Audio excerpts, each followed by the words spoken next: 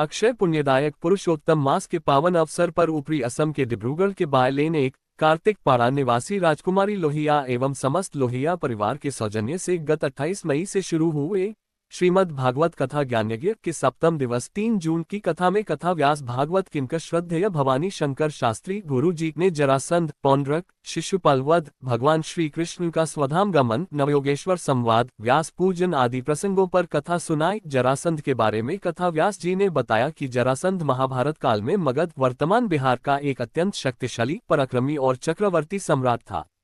वह मथुरा के राजा कंस का ससुर था और भगवान श्री कृष्ण का कट्टर शत्रु था। जरासंध के पिता का नाम राजा बृहद्रथ था। उन्हें चंड कौशिक ऋषि ने एक फल दिया था, जिसे उन्होंने अपनी दोनों पत्नियों को आधा आधा खिलाया। इससे 2 अलग अलग अधूरे शरीरों का जन्म हुआ। जरा नाम की राक्षसी ने इन दोनों टुकड़ों को आपस में जोड़ दिया, जिससे जीवित बच्चे का निर्माण हुआ।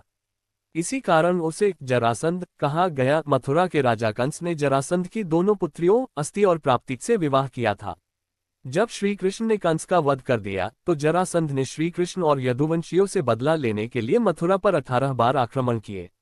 जरासंध के लगातार हमलों से परेशान होकर ही श्री कृष्ण ने मथुरा छोड़ दी थी और द्वारका बसाई थी। शिशुपाल वध की कहानी सुनाते हुए कथा व्यास जी ने बताया कि शिशुपाल वध की कहानी महाभारत काल की एक प्रसिद्ध पौराणिक कथा है, जिसमें भगवान कृष्ण द्वारा चेदिराज शिशुपाल का वध किया गया। शिशुपाल भगवान कृष्ण की बुआ का पुत्र था, लेकिन उनके बीच जन्म से ही गहरी शत्रुता थी। शिशुपाल का जन्म 4 भुजाओं और 3 आंखों के साथ हुआ था। तभी आकाशवाणी हुई कि जिसकी गोद में बैठते ही इसके अतिरिक्त अंग सामान्य हो जाएंगे, उसी के हाथों इसका अंत होगा।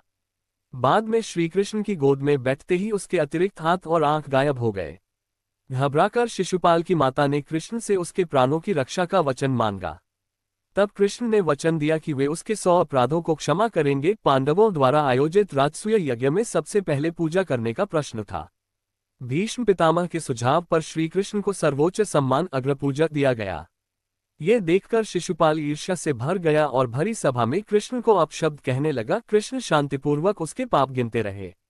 जब शिशुपाल ने 100 बार कृष्ण का अपमान करने की सीमा पार कर दी और 100 पहली गाली दी, तब कृष्ण ने अपना सुदर्शन चक्र चलाकर भरी सभा में उसका सिर धड़ से अलग कर दिया। शिशुपाल कोई साधारण मनुष्य नहीं था, बल्कि पिछले जन्मों में वह भगवान विष्णु का द्वारपाल जय था, जिसे सनकादि मुनियों का शाप मिला था। 3 जन्मों तक बैर भाव रखने के बाद अंततः भगवान कृष्ण के हाथों मृत्यु पाकर उसे परमधाम मोक्ष की प्राप्ति हुई।